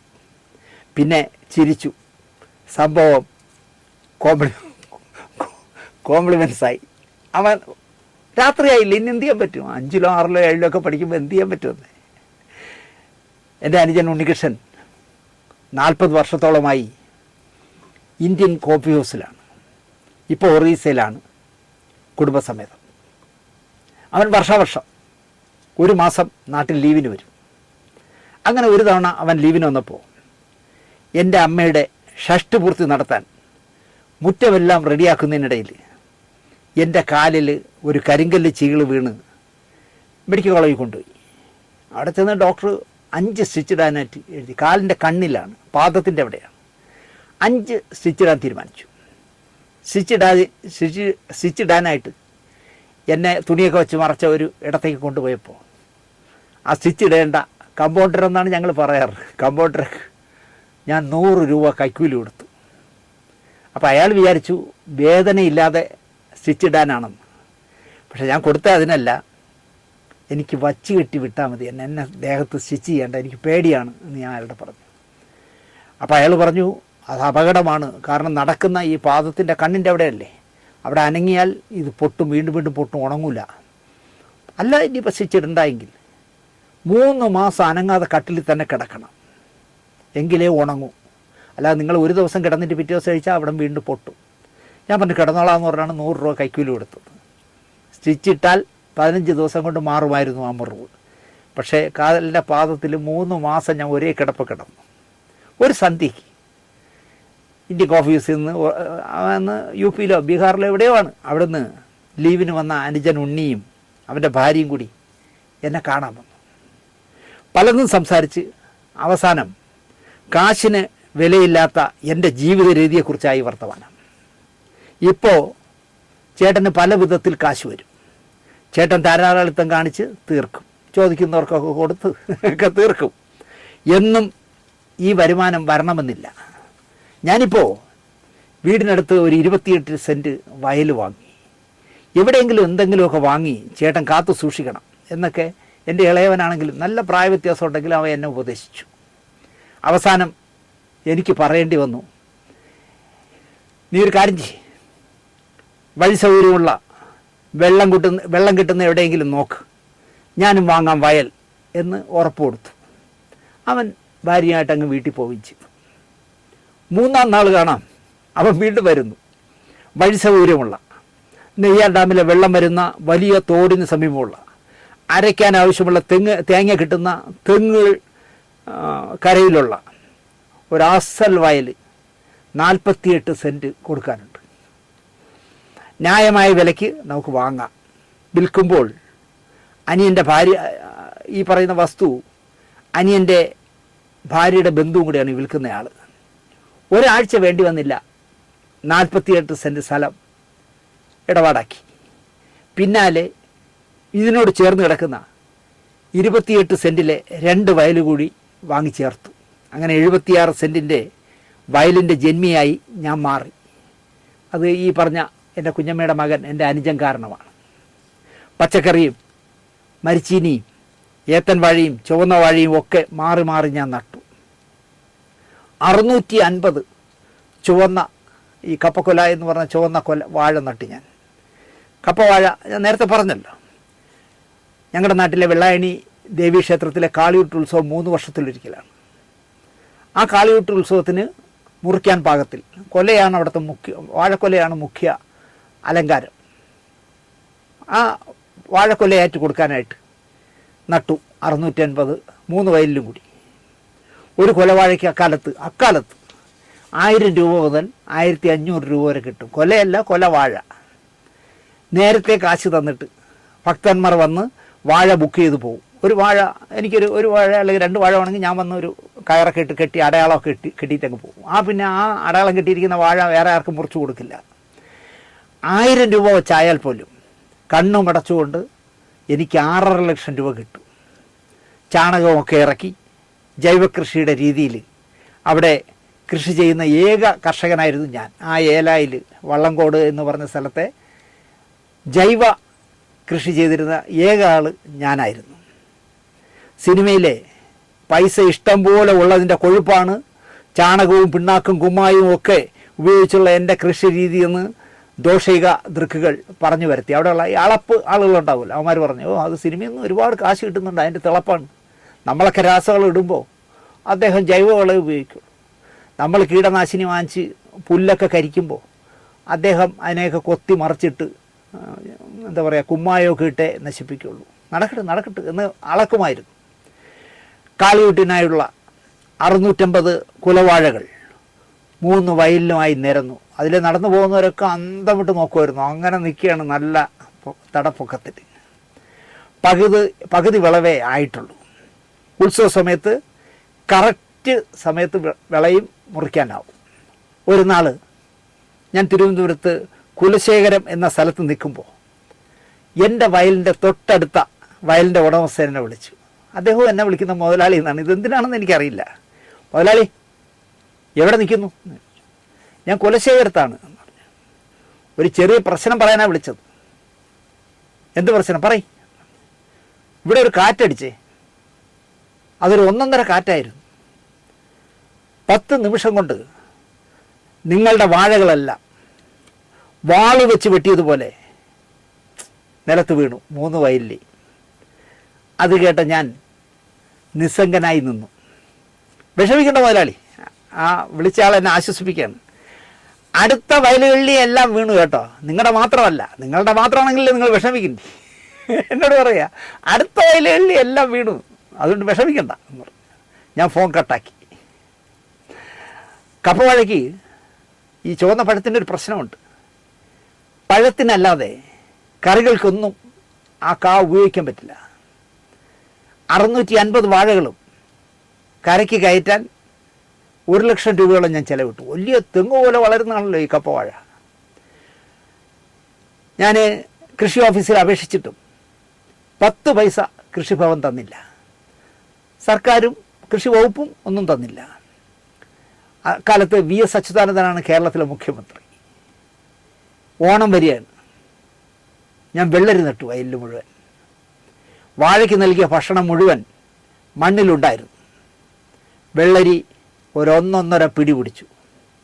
ഒരു വെള്ളരിക്കയ്ക്ക് 8 കിലോ മുതൽ 10 കിലോ വരെ തൂക്കം വരും. അങ്ങനെ കയറി കണ്ണുവിടുന്ന രീതിയിൽ വെള്ളരിക്ക ഉണ്ടായി. ഓണത്തിന് 10 കാശ് ഞാൻ സ്വപ്നം കണ്ടു. ഉച്ച കഴിഞ്ഞ് പണിക്കാരനുമായി വയലിലിറങ്ങും. വെള്ളരിക്കകൾ അടർത്ത് ഇടച്ചാലുകളിലെ വെള്ളത്തിൽ ഇടും ചെളി കളയാനായിട്ട്. എന്നിട്ട് അത് രാവിലെ പിറ്റേ ദിവസം രാവിലെ വന്ന് ചെളി കളഞ്ഞ് സുന്ദരിയാക്കി കുളിപ്പിച്ച് കരയിൽ അടുക്കി വയ്ക്കും. ഒരു കൊച്ചു ലോറിയിൽ ഇത് കയറ്റും. അപ്പോൾ ഹരിത എന്ന് പറഞ്ഞ് സർക്കാരിൻ്റെ തന്നെ ഇതുപോലെ തന്നെ ഒരു ഏജൻസി ഉണ്ട്. അവരാണ് ഇതെല്ലാം പച്ചക്കറിയെല്ലാം എടുക്കുന്നത്. പക്ഷേ ആ സീസണിൽ എൻ്റെ അവിടെ ഈ നിറഞ്ഞു വിളഞ്ഞ സീസണിൽ വെള്ളരിക്കയുടെ സംസ്ഥാന സമ്മേളനമായിരുന്നു. അവസാനം ഓണക്കാലത്ത് 1 കിലോ വെള്ളരിക്ക 2 രൂപയ്ക്ക് ആർക്കും വേണ്ട, ആ അവസ്ഥയിലായിപ്പോയി. വയലിൽ കിടന്ന് ചീഞ്ഞ് ചീഞ്ഞ് പഴുത്ത് ചീഞ്ഞ് മണ്ണിൽ ചേർന്നു അവസാനം വെള്ളരിക്ക. അതിൻ്റെ പിന്നാലെ മരച്ചീനി നട്ടു. ഇപ്പോൾ ഞാനിപ്പോൾ തിരുമലയിൽ നിന്ന് വാങ്ങുന്ന 1 കിലോ മരച്ചീനിക്ക് 50 രൂപയാണ്. സ്വർണം തൂക്കുന്നത് പോലെയാണ് തൂക്കണേ, 50 രൂപയ്ക്ക്. അപ്പോൾ റീറ്റെയിലായിട്ടുള്ള വിലയാണ് ഞാൻ ഈ പറയണേ. എൻ്റെ 3 വയലിലെ മരച്ചീനി പാകമായപ്പോൾ മരച്ചീനി ആർക്കും വേണ്ട. കാരണം അപ്പോൾ ഒരുപാട് വയലുകളിൽ മരച്ചീനി ഉണ്ടായി. അതാണ് നമ്മുടെ ഈ നാട്ടിലെ കൃഷിയുടെ ഒരു ദോഷം. നേരെ മറിച്ച് ഈ മരച്ചീനി ഒരു ലോറി കയറ്റി എറണാകുളത്ത് കൊണ്ടുപോകാനുള്ള സർക്കാർ സംവിധാനമൊക്കെ ഉണ്ടായിരുന്നെങ്കിൽ, ഹരിതയ്ക്ക് കഴിയുമായിരുന്നെങ്കിൽ ഈ മരച്ചീനി നല്ല വിലയ്ക്ക് എറണാകുളത്ത് വിൽക്കാൻ പറ്റും. അതുപോലെ എറണാകുളത്ത് അല്ലെങ്കിൽ വയനാട്ടിൽ ഒരുപാട് നേന്ത്രക്കൊല ഉണ്ടായാൽ അതിൻ്റെ ലോഡ് കണക്കിന് തിരുവനന്തപുരത്ത് കൊണ്ടുവന്നാൽ വിൽക്കാൻ പറ്റും. പക്ഷെ അങ്ങനെ ചെയ്യാറില്ല. അതാത് സ്ഥലങ്ങളിൽ അതാത് സാധനം വിറ്റ് തീർക്കണം, നടക്കില്ല. കിലോ 10 രൂപ വെച്ച് ഞാൻ ആ മരച്ചീനി മുഴുവൻ വിറ്റ് തീർത്തു. പണിക്കൂലി കഷ്ടിച്ച് കിട്ടി എന്ന് പറയാം. സ്വന്തം കൃഷി എനിക്ക് മടുത്തു തുടങ്ങി. അതുപോലെ ഈ പറഞ്ഞ 600-650 വാഴയ്ക്കൊക്കെ വെള്ളം ചാലിൽ നിന്ന് കോരുക എന്ന് പറഞ്ഞാൽ ചാലിൻ്റെ 2 വശത്തും കാല് വെച്ച് നിന്നിട്ടാണ് തൊട്ടി വെച്ച് കോരി ഇങ്ങനെ ഒഴിക്കാൻ. അതൊക്കെ പതിയെ പതിയെ എനിക്ക് ചെയ്യാൻ പറ്റാത്ത രീതിയിൽ നമ്മുടെ പ്രായമായി വരെയല്ലേ. അതാ വരുന്നു ഒരു ഓഫർ. ഒരു പെണ്ണിൻ്റെ കഥ എന്ന് പറഞ്ഞ സേതുമാധവ സാറിൻ്റെ സിനിമ മഴവിൽ മനോരമ എടുക്കാം, നിങ്ങൾ സീരിയൽ ചെയ്യൂ എന്ന ഓഫർ വരുന്നു. നമ്മുടെ കലവൂർ രവികുമാർ എന്ന തിരക്കഥാകൃത്ത് തന്ന ഓഫറാണ്, എന്നെ ചതിച്ചതാണ്. ചർച്ചയുടെ പ്രോഗ്രസ് ഞാൻ മുൻപൊരു ലക്കത്തിൽ പറഞ്ഞതിനാൽ വീണ്ടും പറയുന്നില്ല. പരമ്പര തുടങ്ങിയാൽ വെള്ളം കോരലടക്കം ഒന്നും നടക്കില്ല. ശമ്പളത്തിന് ആളെ വെച്ച് ചെയ്താൽ മുതലാവിയില്ല. വയൽ വാങ്ങിത്തന്ന എൻ്റെ അനുജനോട് അവൻ അല്ലെങ്കിൽ അനുജൻ്റെ കെയർ ഓഫിൽ അവൻ്റെ ഭാര്യയുടെ ഒരു ബന്ധുവിന് തന്നെ 1 വർഷം 23,000 രൂപ പാട്ടം തരാമെന്ന് പറഞ്ഞ് 3 വയലുകളും സുഹൃത്തിന് കൊടുത്തു. ഇന്ത്യൻ ഓഫീസിൽ ജോലിയുള്ളൊരുത്തനാണ്. ആരെ വയൽ കൊടുക്കുന്നു, പാട്ടത്തിന് കൊടുക്കുന്നു പറഞ്ഞാലും കയറി എടുക്കും. എടുത്തിട്ട് എന്തെങ്കിലുമൊക്കെ കൃഷി ചെയ്യും. പയർ, അത് വെള്ളരി, ഇങ്ങനെ എന്തൊക്കെ നടാമോ എല്ലാം നടും. നട്ടിട്ട് എന്ത് പറ്റുന്നില്ല, ഇവന് സമയമില്ല, ഇവന് ജോലിക്ക് പോകണം. അപ്പം ഒരു സ്ത്രീ, ഒരു പെണ്ണുപിള്ളയാണ് ഇതൊക്കെ വയലിലൊക്കെ സാധനങ്ങൾ പറിക്കാൻ, വിളഞ്ഞത് പറിക്കാനൊക്കെ ഏർപ്പാടാക്കിയിരിക്കുന്നത്. അവർക്ക് 1000 രൂപ ശമ്പളം കൊടുക്കുന്നത് അവർക്ക് താല്പര്യമില്ല. അവർക്ക് 250 രൂപയ്ക്ക് തൊഴിലുറപ്പിന് പോകുന്നതാണ് ഇഷ്ടം. കാരണം തൊഴിലുറപ്പാകുമ്പം എവിടെയെങ്കിലും വിളയിൽ ചെന്ന് കിടന്ന് ഉറങ്ങിയാൽ മതിയല്ല. അപ്പോൾ അവർ ചെയ്ത പണി എന്താണെന്ന് ചോദിച്ചാൽ, രാവിലെ വെളുപ്പിനിറങ്ങി, ഇപ്പം ഈ പറഞ്ഞ 48 സെൻറ്റിലെ വയൽ മുഴുവൻ പയറാണെന്ന് വെച്ചോളൂ. അച്ചിങ്ങ പയർ മുഴുവൻ അവർക്ക് കിട്ടുന്ന വേഗതയിൽ അവിടുന്ന് ഇവിടുന്നൊക്കെ മൊത്തം തീർത്തടക്കിയില്ല. അവരെ കണ്ണിൽ കാണുന്നതിനൊക്കെ പിടിച്ച് അടത്ത് അവിടെ അടുക്കി വെച്ചിട്ട് പോകും. അപ്പോൾ ഇയാൾക്ക് 9 മണിക്കോ 10 മണിക്കോ ഒക്കെ ഓഫീസിൽ ജോലിക്ക് കയറാനുള്ളതാണ്. അവൻ വീട്ടിൽ നിന്ന് ബ്രേക്ക്ഫാസ്റ്റൊക്കെ കഴിച്ച് ഒരു 8 8:30 മണിയാകുമ്പോൾ ഓടിക്കൊണ്ട് ഒരു വയലിൽ വരുമ്പോൾ അവൻ അവിടെ എവിടെയൊക്കെ പയറിരിക്കുന്നതെന്ന് അവന് കാണുന്നോ ആ കാണുന്ന പയറെല്ലാം അങ്ങോട്ട് വാരിക്കെട്ടി കരുതി കൊണ്ട് തൂക്കി 30 കിലോ അല്ലെങ്കിൽ 50 കിലോ എന്ന് കൊടുത്തിട്ട് പൈസ മാച്ചണ്ടൊക്കെ പോകും. ഞാൻ ഇതിന് ശേഷം വന്ന് വയലിൽ വരും. ഞാൻ എല്ലാ ദിവസവും വയലിൽ പോകും. തെങ്ങൊക്കെ നോക്കി, തെങ്ങിൽ തേങ്ങയൊക്കെ വിളഞ്ഞോ, വീണ് കിടക്കുന്ന ഓലയൊക്കെ എടുത്ത് സൈഡിൽ അടുക്കിയൊക്കെ വെച്ച് ഇങ്ങനെ നിന്ന് വയലിൽ നോക്കുമ്പോൾ വയലിൽ അവിടെ ആയിട്ട് പയറിരിക്കുന്നതാണ്. ഞാൻ 1 കിലോ 1.5 കിലോ പയർ അവിടെ പറമ്പിൽ വയലിനകത്ത് അവിടെ ആയിട്ടിരിക്കുന്നതിനെ എടുത്ത് പകുതി എൻ്റെ അനുജൻ്റെ വീട്ടിൽ കൊടുക്കും, പകുതി ഞാൻ വീട്ടിൽ കൊണ്ടുവരും. ഇങ്ങനെ നശിപ്പിച്ച ഒരാളിനാണ് ഞാൻ വയൽ കൊടുത്തത്. അപ്പോൾ എൻ്റെ അനുജൻ്റെ ഭാര്യയുടെ ബന്ധു കൂടി ആയതുകൊണ്ടാണ് അവൻ 23,000 രൂപയ്ക്ക് കൊടുത്തത്. അവൻ ചെയ്ത പണി എന്താണെന്ന് ചോദിച്ചാൽ രാസവളം വാരി ഈ വയലിലെറിഞ്ഞു. ഞാൻ ജൈവവളം മാത്രം ചെയ്ത വയൽ മുഴുവൻ രാസവളം കൊണ്ട് അമ്മാനമാടി. എന്നിട്ട് ഇവ എന്ത് ചെയ്യുമെന്ന് വെച്ചാൽ പുല്ല് കരിക്കുന്ന തൈലം വാങ്ങി. അപ്പോൾ പുല്ല് കരിക്കുന്ന തൈലം കൊണ്ട് മണ്ണിൽ സ്ഥിരമായി അടിച്ചാൽ മണ്ണൊക്കെ ഒരുപാട് ബിസ്ക്കറ്റ് പോലെ ആയിപ്പോവും. അത് വാങ്ങി താലങ്ങും വിലങ്ങും അവൻ അടിച്ച് എൻ്റെ വയലിനെ ഒരു പരുവാക്കി.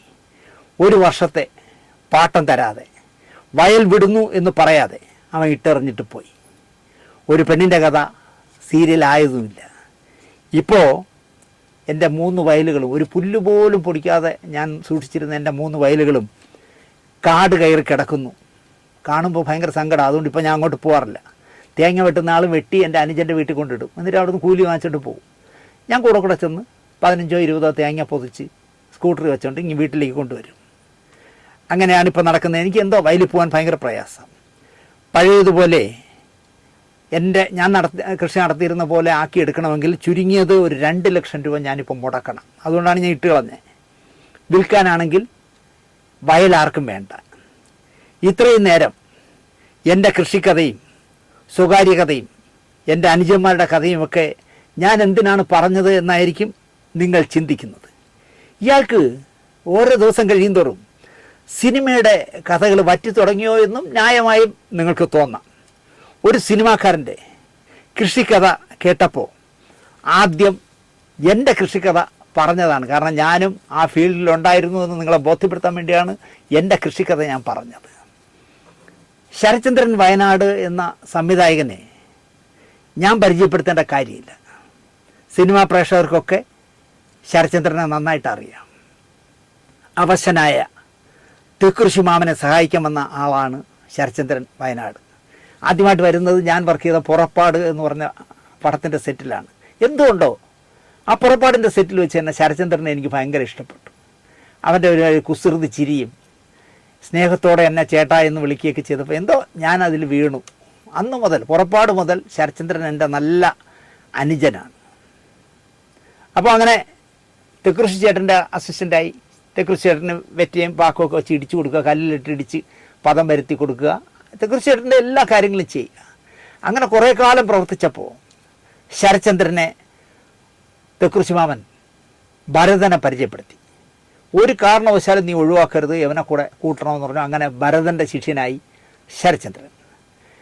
ശരത്ചന്ദ്രന് ഒരുപാട് കഥകൾ, എന്താ പറയുക, കടൽ പോലെ കഥകളുള്ള ആളാണ് ശരത്ചന്ദ്രൻ. അന്ധനായ ഒരു യുവാവിൻ്റെ കഥ പറയുന്ന തിരക്കഥയുമായി സിനിമാക്കാരെ ശരത്ചന്ദ്രൻ കണ്ടു. കലാഭവൻ മണിയിൽ നിന്നും ഈ കഥ കേട്ട ഒരു വേന്ദ്രൻ, സത്യസന്ധനും നീതിമാനും മനുഷ്യപക്ഷത്ത് നിൽക്കുകയൊക്കെ ചെയ്യുന്ന ഒരു വേന്ദ്രൻ ഈ കഥയെ അടിച്ചു മാറ്റി മണിയെ വെച്ച് തന്നെ സിനിമയാക്കി. എന്നിട്ട് ആ കഥ വെച്ചുകൊണ്ട് തന്നെ ഒരു നോവലുണ്ടാക്കി സ്വന്തം പേരിൽ പുസ്തകം ഇറക്കാനും ഒരു എളുപ്പമില്ലാതെ സ്വന്തമായ പേരിൽ തന്നെ പുസ്തകം ഇറക്കി ഈ സത്യശീലൻ. ഒടുവിൽ തെളിവുകൾ സഹിതം ശരത്ചന്ദ്രൻ കേസ് നൽകി. അതെങ്ങനെയെന്ന് ചോദിച്ചാൽ അതിലെ നായകന് ശരത്ചന്ദ്രൻ വയനാട് ഇട്ടിരുന്നത് പാർത്ഥൻ എന്നായിരുന്നു. ഈ പാർത്ഥൻ്റെ കഥ വയനാട്ടിൽ നിന്നെന്തോ പ്രസിദ്ധീകരിക്കുന്ന 50 കോപ്പിയോ 100 കോപ്പിയോ അടിക്കുന്ന ഒരു പ്രസിദ്ധീകരണത്തിൽ ശരത്ചന്ദ്രൻ അടിച്ചിരുന്നു. എന്നിട്ട് ആരോടും പറഞ്ഞിരുന്നില്ല. കഥ മോഷ്ടിച്ചപ്പോൾ ഈ വാരിക കൊണ്ടുവന്ന് കോടതി സബ്മിറ്റ് ചെയ്തു. കേസ് ഭയങ്കരമായി വിലക്കും. അങ്ങനെ ഉണ്ടെങ്കിൽ പ്രിൻ്റ് ചെയ്തിട്ടുണ്ടെങ്കിൽ, കഥ പ്രിൻ്റ് ചെയ്തിട്ടുണ്ടെങ്കിൽ കേസിന് ജയിക്കാൻ എളുപ്പമാണ്. അങ്ങനെ ഈ കഥ മോഷ്ടിച്ച കള്ളനെ ശിക്ഷിക്കും എന്ന് ഉറപ്പായപ്പോൾ ആരൊക്കെയോ സിനിമാക്കാർ ഇടപെട്ട് ശരത്ചന്ദ്രന് 6 ലക്ഷം രൂപ കൊടുത്ത് കേസ് പിൻവലിപ്പിച്ചു. അങ്ങനെ ഈ മഹാനുഭാവൻ കേസിൽ നിന്ന് ഊരി. കുറച്ച് സിനിമകൾക്ക് ശരത്ചന്ദ്രൻ വയനാട് കഥ എഴുതി, ചില സിനിമകളിൽ അഭിനയിച്ചു, ചില സിനിമകൾ സംവിധാനം ചെയ്തു. ശരത്ചന്ദ്രൻ വയനാടിൻ്റെ ജീവിതരേഖ ഇവിടെയും തീരുന്നില്ല. സിനിമ ഇല്ലാതായാൽ വെറുതെ വീട്ടിൽ കുത്തിയിരിക്കുകയൊന്നുമില്ല. മണ്ണിൽ വിയർപ്പൊഴുക്കി പണിയെടുത്ത് അന്നത്തിനുള്ള വകയുണ്ടാക്കുന്ന മികച്ചൊരു കർഷകൻ കൂടിയാണ് ശരത്ചന്ദ്രൻ വയനാട്. വയനാട്ടിൽ സ്വന്തമായുള്ളതും പാട്ടത്തിനെടുത്തും മഞ്ഞളും ഇഞ്ചിയും വാഴയും മരിച്ചിനിയും ഒക്കെ കൃഷി ഇറക്കുന്ന കർഷകനാണ് ശരത്ചന്ദ്രൻ. പിന്നെ കർണാടകയിലേക്ക് പോയി. കർണാടകയിലെ കുടക് എന്ന് പറഞ്ഞ സ്ഥലത്ത് കൃഷി തുടങ്ങി. ഇടയ്ക്ക് വീണ്ടും സിനിമയിലേക്ക് വരും, ഒരു സിനിമ സംവിധാനം ചെയ്യും, പോവും. വയനാട്ടിലെ കല്ലൂരിലൊക്കെ ആയിരുന്നു ശരത്ചന്ദ്രൻ്റെ കൃഷി. 1.5 ലക്ഷം രൂപയൊക്കെ വസ്തുവിൻ്റെ ഉടമസ്ഥർ പാട്ടം ചോദിക്കാൻ തുടങ്ങി. 76 സെൻറ്റ് ഞാൻ കൊടുത്ത വയലിന് 23,000 രൂപ പാട്ടം തരാത്ത നാട്ടിൽ, എന്താ പറയുക, അങ്ങനെയുള്ള കള്ളന്മാരുള്ള ഈ നാട്ടിൽ, വയനാട്ടിൽ 1 ഏക്കർ സ്ഥലം പാട്ടത്തിന് തരണമെങ്കിൽ 1000 രൂപ എന്തോ ആയിരുന്നു. അതിപ്പോൾ 1.5 ലക്ഷം രൂപയാണ് ചോദിക്കുന്നത്. പിന്നെ ജോലിക്കാരുടെ ഉയർന്ന കൂലിയും ആവശ്യത്തിന് ആളെ കിട്ടാതിരിക്കലും. രാവിലെ 8 മണിക്ക് വന്ന് 80 പ്രാവശ്യം റെസ്റ്റ് എടുത്ത് ഉച്ചയ്ക്ക് 1 മണിക്ക് പണി അവസാനിപ്പിക്കുന്നവർക്ക് 1000 രൂപ മുതൽ 1500 രൂപ വരെയാണ് ഇപ്പോൾ കേരളത്തിലെ ശമ്പളം. അതിപ്പോൾ ഹിന്ദിക്കാരന്മാരും അത് ചോദിച്ചു തുടങ്ങി. പലരും കൃഷി അവസാനിപ്പിച്ചു എന്നെപ്പോലെ.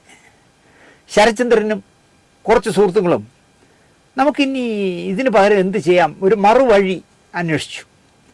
ആ ചിന്ത പോയി നിന്നത് ഛത്തീസ്ഗഡിലാണ്. ഇവർ 6-7 പേര് നേരെ ഛത്തീസ്ഗഡിലേക്ക് വിട്ടു. അവിടെ ഇഞ്ചി കൃഷി ചെയ്യാം എന്ന് തീരുമാനിച്ചു. കേൾക്കുമ്പോൾ നമുക്ക് തമാശയായി തോന്നും. കേരളത്തിൽ നിന്നും 1555 കിലോമീറ്റർ ദൂരെയാണ് ഛത്തീസ്ഗഡ് എന്ന് പറഞ്ഞ സംസ്ഥാനം. മാവോയിസ്റ്റ് ഭീഷണിയുള്ള കൊടും കാടായ ഛത്തീസ്ഗഡിലാണ് ഇപ്പോൾ ശരത്ചന്ദ്രൻ വയനാടും കുറച്ച് മലയാളി സുഹൃത്തുക്കളും ഉള്ളത്.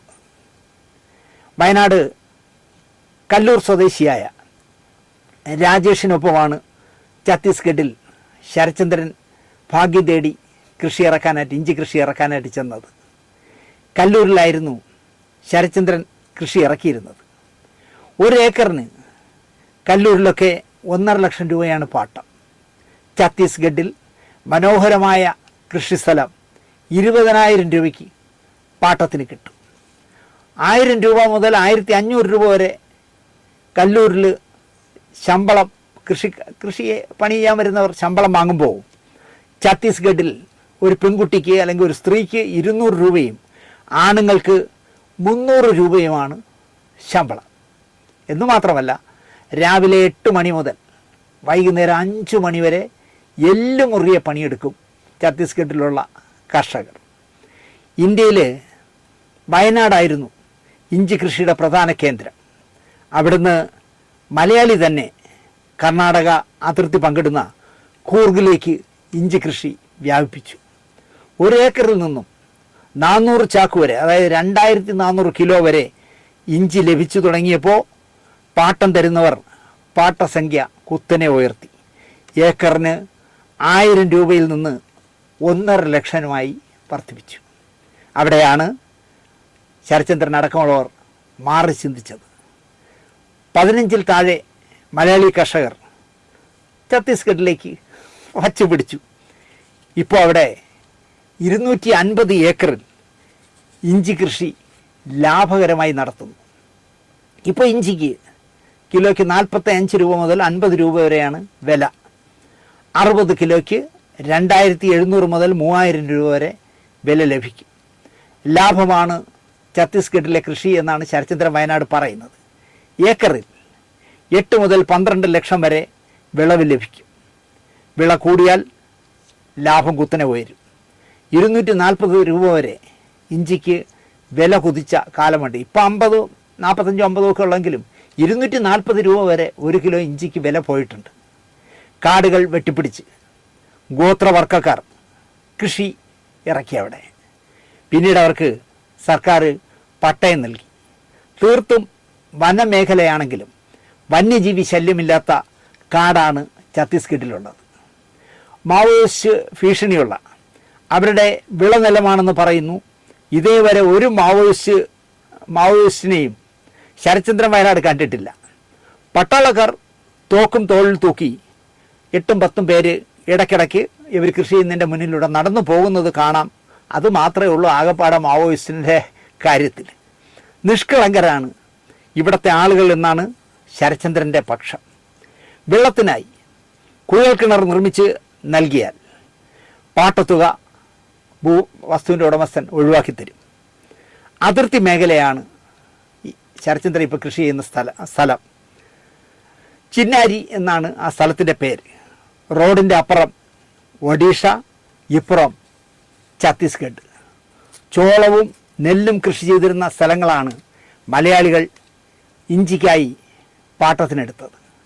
ഗ്രാമീണർക്ക് ഇഞ്ചി കൃഷി ഒരു കൗതുക കാഴ്ചയാണ്. വയനാട്ടിൽ നിന്നും കൊണ്ടുപോയ ഇഞ്ചി വിത്തുകൾ നന്നായി വളരുന്നു ഛത്തീസ്ഗഡിൽ. കൃഷിയിടങ്ങളിലെ ഷെഡിൽ ആദ്യം ചെന്നിടം തന്നെ ഒരു ഷെഡ് കെട്ടും, പിന്നെ ഒരു കക്കൂസും ഒഴിക്കും. ഇന്ത്യൻ പ്രധാനമന്ത്രി കഴിഞ്ഞ 10 വർഷമായിട്ട് കക്കൂസിനെ കുറിച്ച് സംസാരിക്കുന്നു. ശരത്ചന്ദ്രൻ പറയുന്നത് ഈ പറയുന്ന ഛത്തീസ്ഗഡിൽ ഒരിടത്തും കക്കൂസില്ല, എല്ലാം പറമ്പുകളിലാണ്. പക്ഷേ ശരത്ചന്ദ്രൻ ചന്ദ്രൻ തന്നെ ഒരു വലിയ ഷെഡും കെട്ടി ഒരു കക്കൂസും കുഴികുത്തി റെഡിയാക്കിയെടുത്തു. ഹിന്ദിയും ഛത്തീസ്ഗറും ചേർന്ന ഒരു ഭാഷയാണ് അവർ സംസാരിക്കുന്നത്. മലയാളി ചെന്നതോടെ അവിടെ ഇഞ്ചി മാർക്കറ്റും ഛത്തീസ്ഗഡിൽ ഇപ്പോൾ തുടങ്ങി. തുമ്ഹാരാ നാം ക്യാ ഹേ എന്ന് പറയാൻ അറിയാത്ത ആളാണ് ശരത്ചന്ദ്രൻ വയനാട്. അയാൾക്ക് ഹിന്ദി എന്തോ കുട്ടിക്കാലം മുതൽ ഇഷ്ടമല്ല. വയലിൻ്റെ അക്കരെ ചെന്ന് നിന്നിട്ട് ജാവോ ജാവോ അല്ലെങ്കിൽ ആവോ ആവോ എന്ന് ശരത്ചന്ദ്രൻ വിളിക്കും അത്രേ. അങ്ങനെ വിളിക്കുമ്പോൾ ഈ പണിക്ക് വന്നിരിക്കുന്ന കർഷകരാണും പെണ്ണും എല്ലാം കൂടെ ഓടി ശരത്ചന്ദ്രൻ്റെ അടുത്തോട്ട് അങ്ങോട്ട് ചെല്ലും. അപ്പോൾ അവിടെ നിന്ന് കൈയാകൃതിയെ കാണിക്കും, ഇവിടെ അത് ചെയ്ത് ചെയ്യുന്നൊക്കെ. എന്നിട്ട് അവിടെ പണി തീർന്ന് ഇവിടെ വരാറാകുമ്പോൾ ശരത്ചന്ദ്രൻ ഇവിടെ വന്ന് നിന്നിട്ട് ആവോ ആവോ ജാവോ ജാവോ എന്ന് വിളിക്കും. അപ്പോൾ അവർ ഓടി ഇവിടെ വന്ന് പണിയെടുക്കുമെന്നാണ് ശരത്ചന്ദ്രൻ്റെ സംസാര രീതി. നൂൽപ്പുഴ പഞ്ചായത്തിൽ നിന്നും ഇഞ്ചി കൃഷിക്ക് വന്ന 2 പേർ 2 ഛത്തീസ്ഗഡിലെ പെൺകുട്ടികളെ വീട്ടുകാരുടെ സമൂഹത്തോടെ വിവാഹം കഴിച്ച് നൂൽപ്പുഴയിലേക്ക് കൊണ്ടുപോകുന്നു. ഞാൻ പറഞ്ഞു, ശരത്ചന്ദ്ര, നീ നേരത്തെ പെണ്ണൊക്കെ കെട്ടാതിരുന്നെങ്കിൽ ഛത്തീസ്ഗഡിൽ നിന്നൊരു പെണ്ണും കെട്ടി അവിടെ അങ്ങ് ഒതുങ്ങിയാൽ മതിയായിരുന്നു. ഞാൻ അവിടെ അങ്ങ് ഒതുങ്ങില്ല, ഞാൻ മലയാള സിനിമയിലേ ഒതുങ്ങൂ എന്നാണ് ശരത്ചന്ദ്രൻ പറഞ്ഞത്. ഛത്തീസ്ഗഡിൻ്റെ ഒരു പ്രശ്നം എന്താണെന്ന് ചോദിച്ചാൽ, മഴയായാൽ മഴ, മഞ്ഞായാൽ മഞ്ഞ്, വേനലായാൽ കൊടും വേനൽ മാത്രം. ഇതാണ് ഛത്തീസ്ഗഡ്. 3 രാവും 3 പകലും തീവണ്ടിയിൽ യാത്ര ചെയ്താലേ ഛത്തീസ്ഗഡിൽ എത്താനാവൂ എന്നത് രസകരമായ യാത്രയാക്കി മാറ്റുകയാണ് ഇപ്പോൾ ശരത്ചന്ദ്രൻ. ഞാൻ ശരത്ചന്ദ്രൻ വയനാടിനെ വിളിച്ചു. നീ എവിടെയുണ്ട് എന്ന് ചോദിച്ചാൽ പറഞ്ഞു, ഞാൻ ഛത്തീസ്ഗഡിലാണ്. എൻ്റെ ചെവിയുടെ അടുത്തിരുന്ന് സംസാരിക്കുമ്പോൾ സംസാരിക്കുക, ഞാൻ ഛത്തീസ്ഗഡിലാണ്. നിറയെ കഞ്ചാവ് കൃഷിയുള്ള സ്ഥലങ്ങളുള്ള കാടുകൾ ഈ കൃഷി ചെയ്യുന്ന സ്ഥലത്തിന് തൊട്ടടുത്ത് തന്നെ ഉണ്ട്. ചുമ്മാ കിട്ടിയെന്ന് വെച്ച് വലിച്ചു കയറ്റി ജീവിതം നശിപ്പിക്കരുതെന്നും 1200 രൂപ കൊടുത്ത് 1 കിലോ വാങ്ങിയാൽ ഇവിടെ കൊണ്ടുവന്നാൽ 1.25 ലക്ഷത്തിന് വിൽക്കാമെന്നൊന്നും ചിന്തിക്കരുതെന്നും ഞാൻ ശരത്തിനോട് പറഞ്ഞു. അപ്പോൾ ശരത്ത് പറഞ്ഞു, ദിനേശേട്ടാ, കഞ്ചാവിൻ്റെ ആശാന്മാരായിരുന്നു എൻ്റെ തുടക്കകാല ഗുരുക്കന്മാർ. ആരെന്ന് ഞാൻ പറയണ്ടല്ലോ.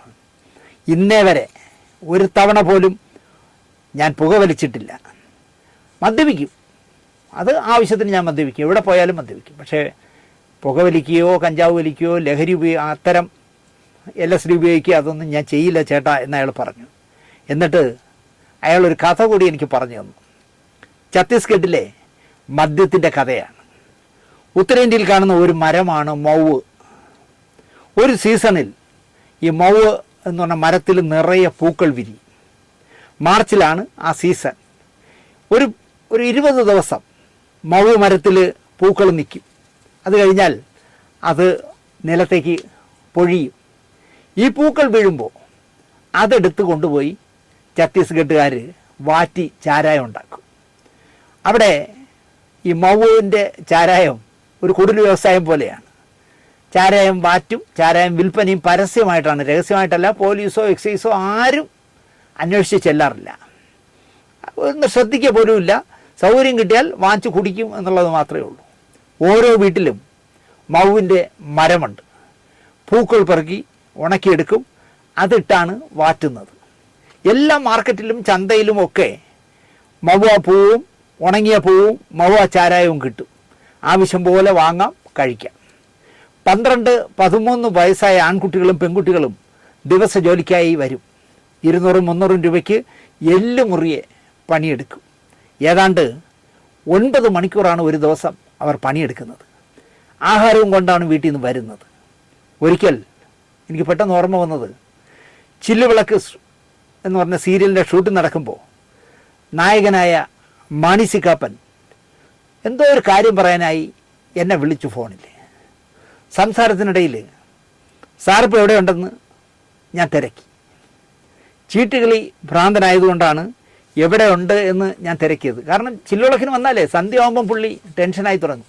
പതുക്കെ എൻ്റെ അടുത്ത് വരും, ഇനി എത്ര സീനുണ്ട് ദിനേശേ? ഞാൻ പറയില്ല സാറേ, സാറിൻ്റെ സീൻ ഒരൊറ്റ സീനേ ഉള്ളൂ, ആ സീൻ ഇപ്പോൾ എടുത്ത് സാറിന് വിടാമെന്ന് പറയുമ്പോൾ ആ മുഖത്തെ സന്തോഷം വേണം കാണാൻ. കാരണം ട്രിവാൻഡ്ര ക്ലബ്ബിൽ ചെന്ന് ചീട്ട് കളിക്കാനാണ്. അപ്പം ഞാൻ ചോദിച്ചു, സാർ എവിടെയുണ്ട്? ഞാൻ മേഘാലയയിലാണ് ദിനേശേ. ഇതായിരുന്നു മറുപടി. മേഘാലയയിലോ? അവിടെ എന്താ പരിപാടി? എന്തായി? ഞാൻ ഇവിടെ എനിക്കിത്തിരി മഞ്ഞൾ കൃഷിയുണ്ട്. നമ്മുടെ ഒരു BJP വനിതാ നേതാവ് കോടികൾ ഉണ്ടാക്കുന്നത് മഞ്ഞൾ കൃഷി ചെയ്തിട്ടാണെന്ന് പറഞ്ഞത് എനിക്ക് പെട്ടെന്ന് ഓർമ്മ വന്നു. എത്ര സ്ഥലമുണ്ട് സാറിന് മേഘാലയയിൽ? വളരെ കൂളായിട്ട് 6 സെൻറ്റ് എന്ന് പറയുമ്പോൾ പുള്ളി എൻ്റെ പറയാം 650 ഏക്കർ. ഞാൻ പിന്നെ ഒന്നും ചോദിച്ചില്ല. അപ്പോൾ ഇങ്ങനെ മലയാളികൾ ഇന്ത്യയിൽ പലയിടത്തും കൃഷികൾ ചെയ്യുന്നുണ്ട്. ശരത്ചന്ദ്രൻ വയനാട് പുതിയൊരു സിനിമ ചെയ്യാൻ തയ്യാറെടുക്കുകയാണ്. വോട്ടൊന്നും ചെയ്യാൻ വന്നില്ല. പെട്ടെന്ന് ഛത്തീസ്ഗഡിൽ നിന്ന് വരാനാവില്ല. ഞാൻ പറഞ്ഞില്ലേ 3 പകലും 3 രാത്രിയൊക്കെ വേണ്ടേ. അടുത്ത ആഴ്ച അവിടുന്ന് തിരിക്കും എന്ന് പറഞ്ഞു. കാരണം ഇനി 3 മാസം കഴിഞ്ഞാലേ വിളവെടുപ്പുള്ളൂ. അതുവരെയുള്ള അതിനെ പരിചരിക്കേണ്ട കാര്യങ്ങളെല്ലാം അവിടെ ആളുകളെ വച്ചിട്ടുണ്ട്, അവർ നോക്കിയോളും. പെൺപിള്ളേരും ആൺപിള്ളേരും എല്ലാം കൂടെ നോക്കിയോളും. സിനിമ കൊണ്ട് അധികമാർക്കും ജീവിക്കാൻ പറ്റില്ല. സ്വന്തമായി വിയർപ്പൊഴുക്കി ഇഞ്ചി കൃഷി നടത്തി ശരത്ചന്ദ്രൻ വയനാടിൻ്റെ ജീവിതം സുഭിക്ഷമായി നടക്കട്ടെ എന്ന് പ്രാർത്ഥിച്ചുകൊണ്ട് നമ്മൾ ആലോചിച്ച് നോക്കിയേ. 1555 കിലോമീറ്ററിനപ്പുറത്ത് പോയി ഭാഷയുടെയും സംസ്കാരത്തിൻ്റെയും എല്ലാത്തിലും നമുക്ക് പരിചയമില്ലാത്തൊരു ലോകത്ത് ചെന്ന് ഇഞ്ചി കൃഷി ചെയ്ത് 250 ഏക്കറിൽ ഇഞ്ചി കൃഷി ചെയ്ത് വിജയശ്രീ ലാളിതനാവുകയാണ് ശരത്ചന്ദ്രൻ വയനാട്.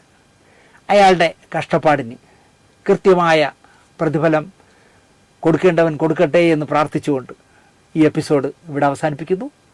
നന്ദി, നമസ്കാരം.